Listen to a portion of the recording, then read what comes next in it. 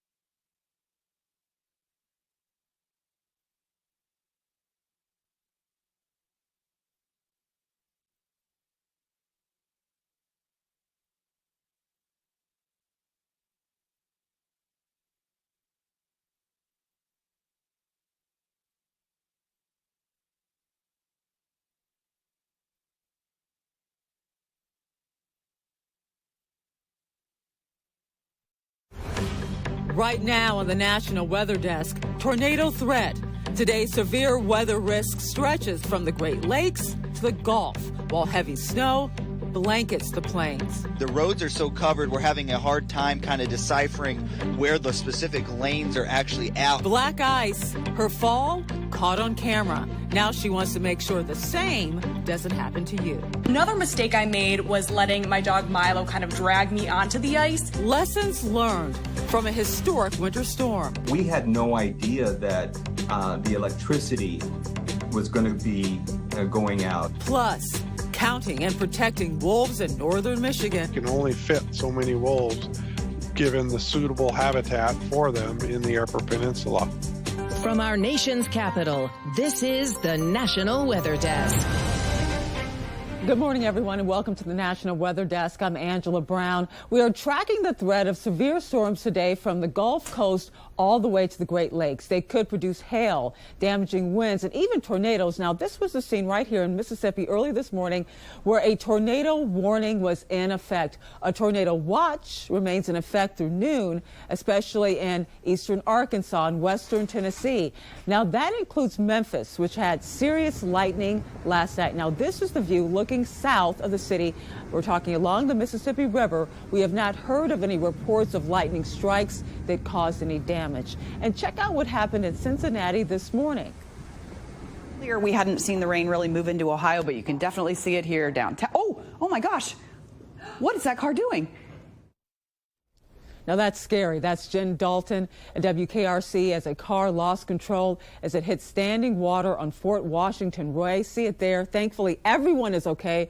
For more on what we can expect from this large system, we turn to meteorologist Brian Vandergraaf. And a very good morning. Yeah, we do have across a good chunk of the nation where you see this orangish color. That is an enhanced risk for severe weather today. We're talking from Jackson, Mississippi to Tupelo to Birmingham to Nashville up to Louisville. We are talking about the potential today for damaging winds, for large hail and even some strong tornadoes within this sector here through the afternoon and the evening. So we'll be watching it really carefully. And as you mentioned, this morning, actively current right now, we do have some tornado watches off for portions of the Mid-South, all the way including Memphis right now, where tornado watches are in effect, and we'll continue to be keeping a close eye on this strong weather throughout the day. This whole system moves eastward and eventually across the Northeast by tomorrow. Angela? All right, Brian, and this right here is what drivers in eastern Iowa are facing this morning. The roads covered with snow. It's so hard to see. This is all part of a system that stretches from Kansas to Lake Michigan. Meteorologist Kason Ferrix is on the road near Cedar Rapids this morning.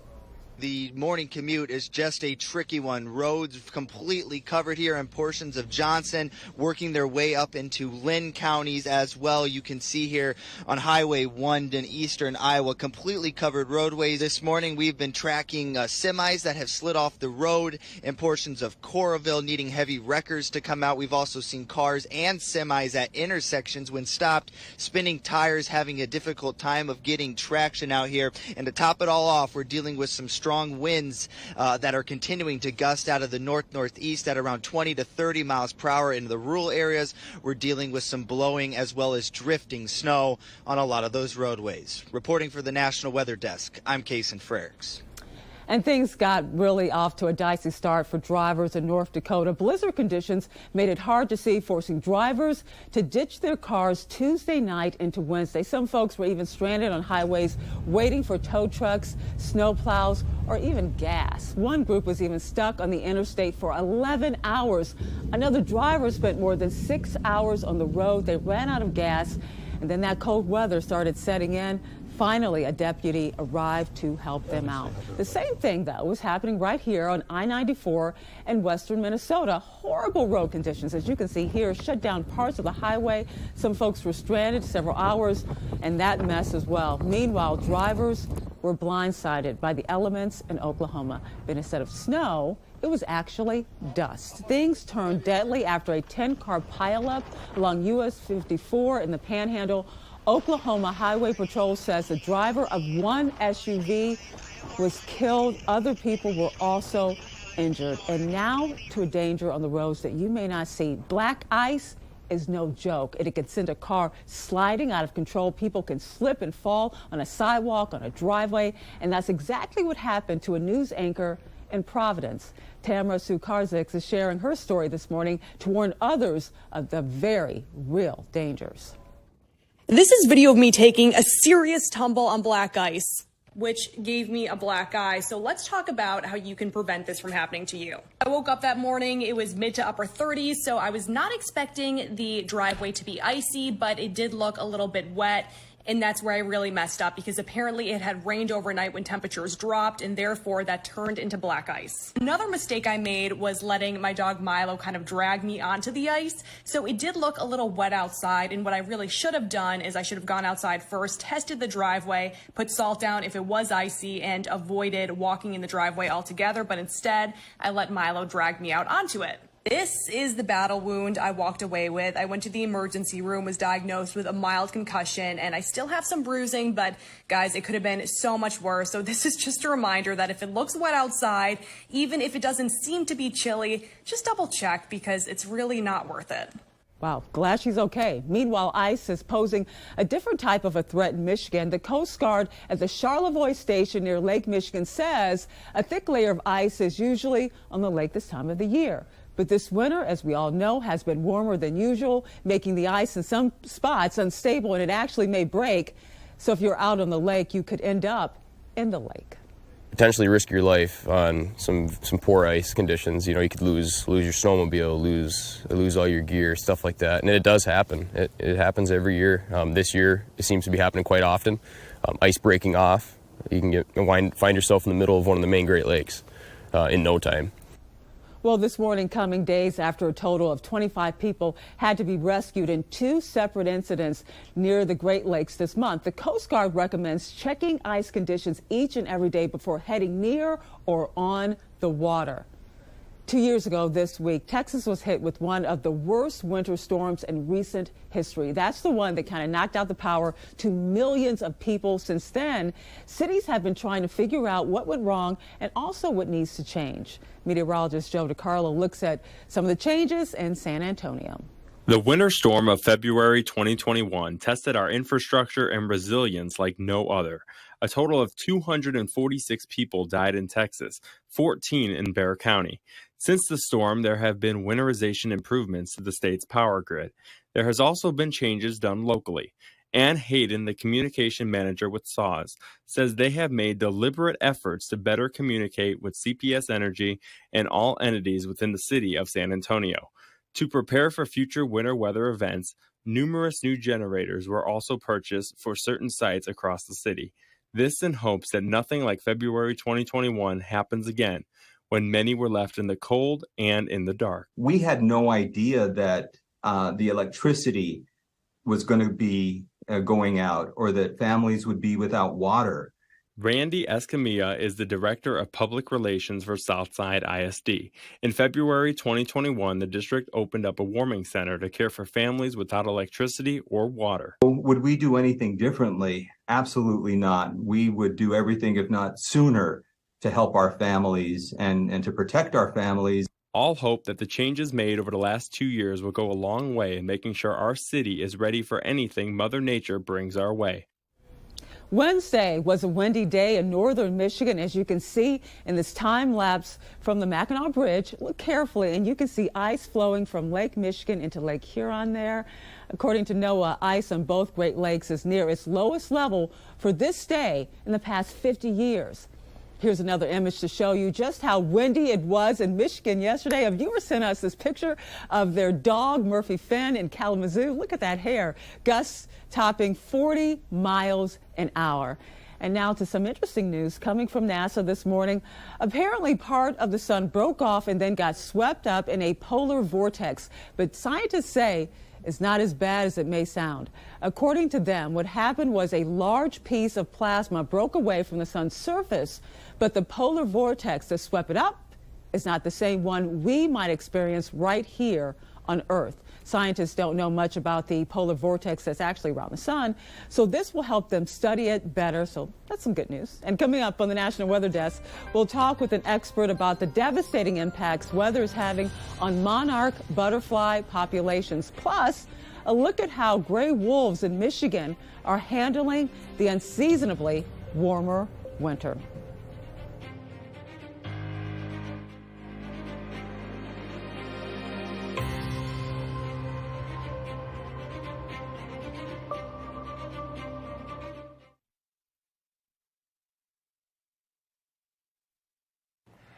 I'm meteorologist Charlie Lopresti with a look at the Northeast. We have a mild day on tap in the Northeast. Today, look at these temperatures in the 50s and even 60s. Some of that wet weather gets in here late in the day and more so tonight. Look at the sharp contrast in temperatures as the front moves through Friday. That's 7 a.m. 40s, 50s, and 60s. In some areas to the north are in the teens. Those of you in northern New England will end with some wet snowflakes. Now, Saturday, we're going to struggle to get out of the low to mid 30s for highs. So cooler air will be winning out. I'm meteorologist Jonathan Myers, and here's a look at the mid-Atlantic region. Starting off our Thursday, perhaps with a couple of showers across Maryland into New Jersey, Pennsylvania, and the upper Delmarva. It looks like those showers become heavier during the midday and afternoon, and then eventually sink south. May take until Thursday night and Friday morning as this next weather maker. It's going to be a cold front begins to move through, giving us much chillier weather for the weekend. But take a look, 60s and 70s, very warm today. That's the scene here. I'm meteorologist Vitas Reed. A warm one out there as we head through the day today. Looks like we're seeing 76 in Raleigh, 75 Charleston, 75 Birmingham, 84 in Tampa, 81 in West Palm. A big system's going to be moving through the Mississippi Valley. It's going to be firing off some severe storms potentially for parts of Mississippi, Alabama, and then into Georgia as we go through Thursday evening. So be prepared for some heavy downpours of rain, strong gusty winds, also isolated tornadoes a possibility with some of this stormy weather.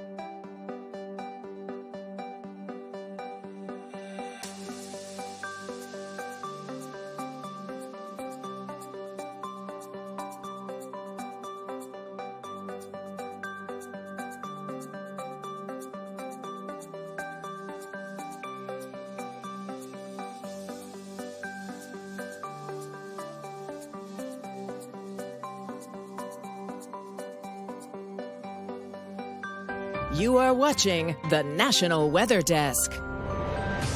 Welcome back, everyone. A team of volunteers spend months counting monarch butterflies in the western United States every single year. The count was looking great this year, but then they got pounded over and over again by atmospheric rivers. Emily Gracie spoke to biologists leading the count to find out the impact the stormy weather has had on these beautiful creatures. And anywhere that we see monarchs clustering, we try to get a report and a count of how many butterflies were there following a protocol.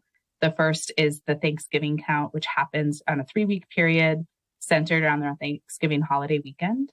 And then we have a second smaller count that happens right around New Year's. I'm very curious how one counts butterflies. It seems to me like trying to count a bunch of children running around on a playground. Are they not flying all over the place? So that's why we have people go out early in the morning, because if it's cold and or dark, The butterflies are not able to warm up enough and fly, so they're way easier to count if they're stationary, and then they group together. And so then it becomes a little bit more like counting jelly beans in the jelly bean jar. So the times of year when you count them, they kind of line up with the start of the atmospheric river season. What are some preliminary results you're getting in from this year? Our Thanksgiving count results we announced recently, and they were wonderful because we hit over 300,000 monarchs. But we always caveat that with the fact that even in parts of the 90s and definitely the 80s, we saw an order of magnitude more butterflies. So we were seeing low millions. So this is relatively not a lot of butterflies, but it's still really impressive. So we know we had a relatively good year, but the atmospheric river started just after these heavy storms hit, right after that number hit. So we're not quite sure yet what that means. And that's where that second count will come in and help us get a better picture. But typically we see a loss of about a third to half the monarchs between the two count periods. So we expect when we had such an extreme winter storm season in California this year that we're going to see much higher rates of mortality just because of those wet, cold conditions. And we saw a lot of reports of trees down. Are they endangered?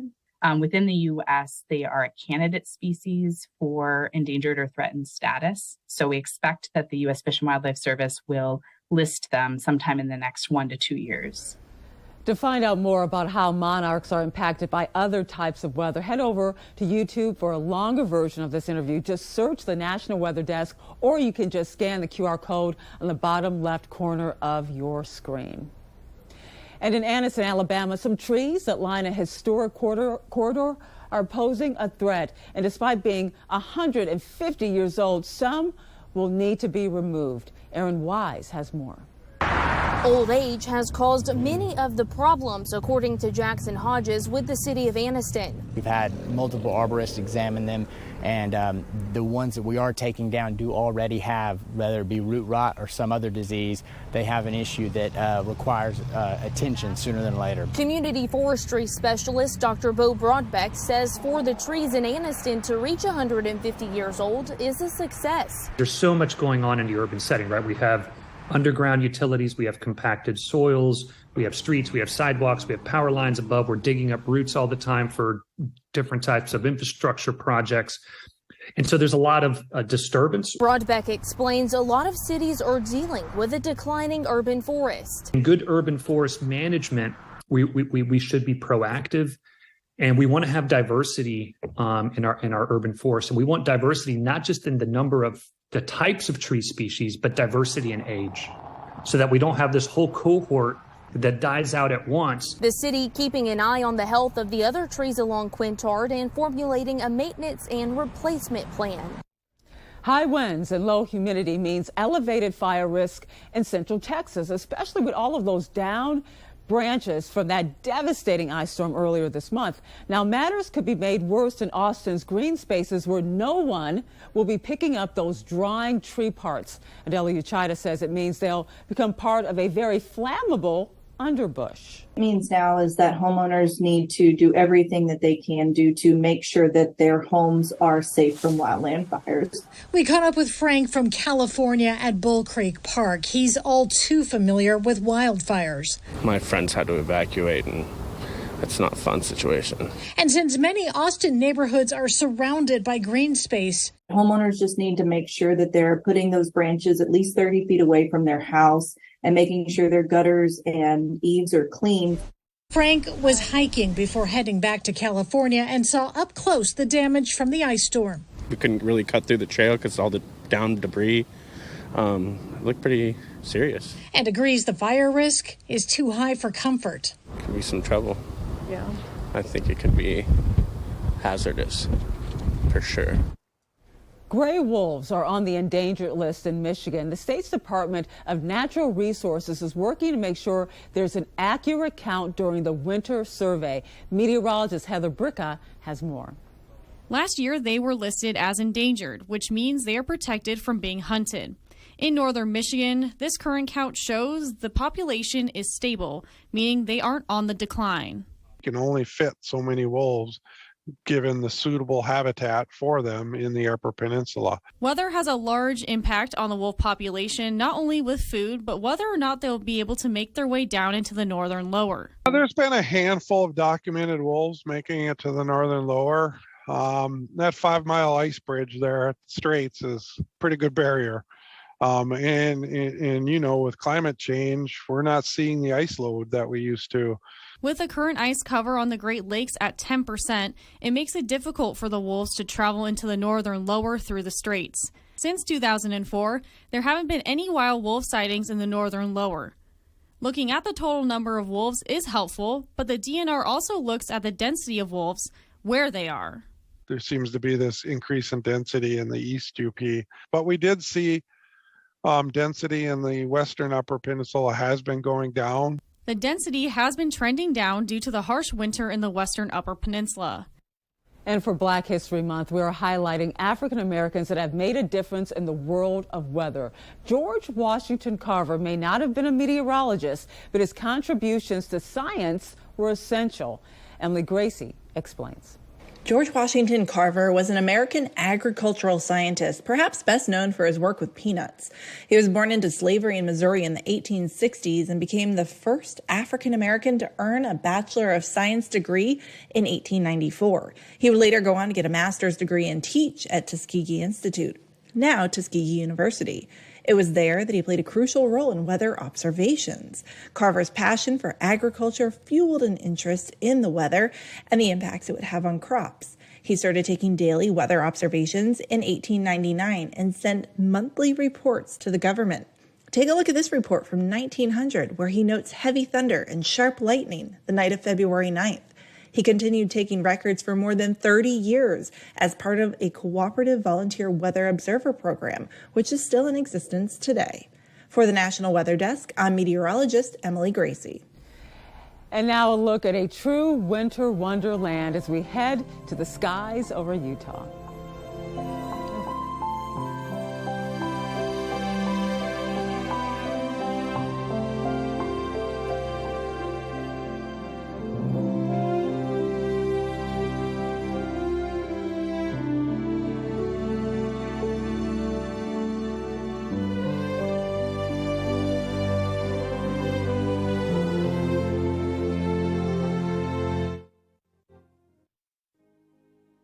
Well, a very good Thursday morning, everyone. I'm meteorologist Andrew Buck-Michael. Taking a look at your weather story today. It's going to be crazy across the Midwest. We got some accumulating snow going across the Central Plains up towards the Great Lakes and some severe weather possible across the Ohio Valley. Much quieter heading into the day tomorrow. A little bit of lake effect snow, but we've got plenty of sunshine across the plains for your Friday with temperatures on the cooler side as we head into your Saturday, warming up a little bit more with a few more clouds. And a good morning to you here on this Thursday. I'm meteorologist Chris Suchan. Our forecast today across the region, well, there's a little bit of a severe weather risk in Louisiana, East Arkansas. But as this front goes east, it'll take the heavy weather with it. Gusty winds, much cooler. Oklahoma, Texas, Arkansas behind this front. We'll get a night where it's below freezing in most cases into Friday morning. And then a lot of sunshine with a few clouds mixed in across Texas. And a very cool day. Friday highs only in the 40s and 50s across the region. Well, hi there and a good Thursday morning to everybody. I'm meteorologist Shannon O'Donnell. Out west, the weather actually looks overall pretty quiet. Big range of temps. We've got 23 out of Jackson Hole today, right around Yellowstone versus the low 60s, starting to show themselves on a daily basis out of L.A., San Diego, and back into Phoenix. 40s around Seattle and Portland, and the next weather maker is this big stretched out system approaching the west coast and moving towards San Francisco today. And that's the scene from here.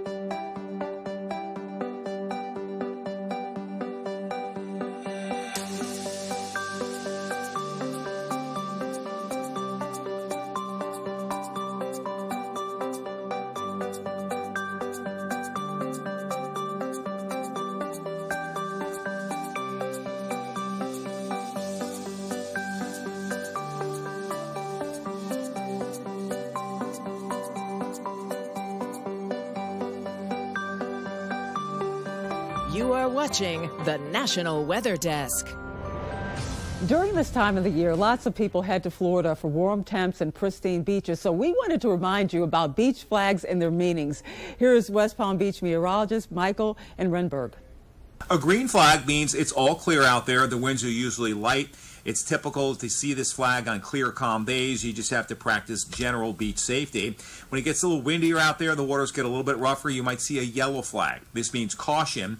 Rough waters do exist with rip currents and high surf in places. You only want to swim near lifeguards. Then as it gets rougher, seas probably 4 to 6 feet or higher. Red means dangerous waters. Rip currents and dangerous surf exist. You want to avoid water if you're anything but a strong swimmer. And then the double red flags means it's too hazardous to swim. The beaches are closed. Swimming is prohibited. Life-threatening conditions exist. And not shown here is the purple flag means there's hazardous marine life like jellyfish, man-o-war, and other things. We'd love to connect with you on social media. You can find us on all of your favorite platforms. Just search the National Weather Desk or scan the QR code on the bottom left of your screen. We'll be right back.